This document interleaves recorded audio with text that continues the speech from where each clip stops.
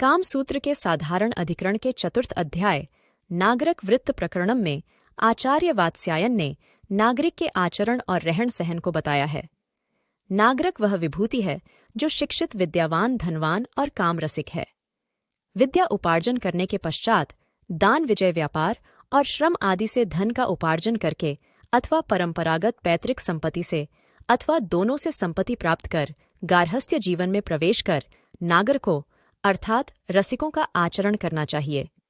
नागरक को चाहिए कि वो किसी बढ़े नगर में, राजधानी में या किसी बढ़े ग्राम में निवास करे।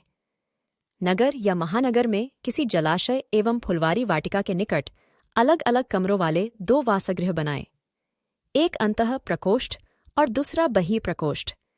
बाह्य प्रकोष्ठ में ऐसी सुंदर शैया हो जो कोमल बिछौने से युक्त और दोनों तरफ तकिया हो। फूल माला से कमरे की सजावट की गई हो। सफेद चादर बिछी हुई शैया हो और उसके पास एक और चारपाई भी हो। साथ ही भूमि पर एक गोल आसान बिछा हो जिस पर मसनद रखा हो। कमरा सुगंधित किया गया हो। ऐसी सुविधा से इच्छा अनुसार कभी भूमि पर तो कभी चारपाई पर सुखपूर्वक रति क्रीड़ा की जा सके। बहिः प्रकोष्ठ रति क्रीड़ा का भवन होता है। इस भवन की सजावट शानदार होनी चाहिए।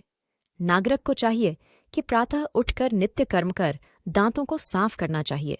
स्नान कर चंदन का लेप लगा कर पुष्प माला धारण करना चाहिए। नागरक को प्रतिदिन स्नान करना चाहिए।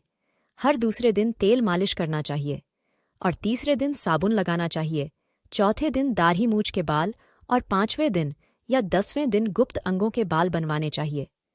दिन में और सायंकाल में 2 बार भोजन करना चाहिए। संध्या से पूर्व के प्रहर में नागरक को सज धज कर गोष्ठी विहार में जाना चाहिए। नागरक को विभिन्न अलंकार धारण करना चाहिए।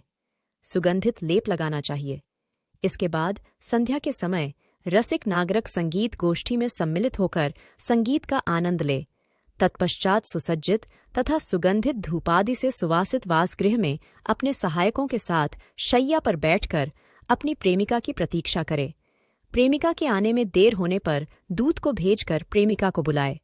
प्रेमिका के आ जाने पर अपने मित्रों के साथ मधुर वार्तालाप करे और सरस उपचार से प्रेमिका का सम्मान करे।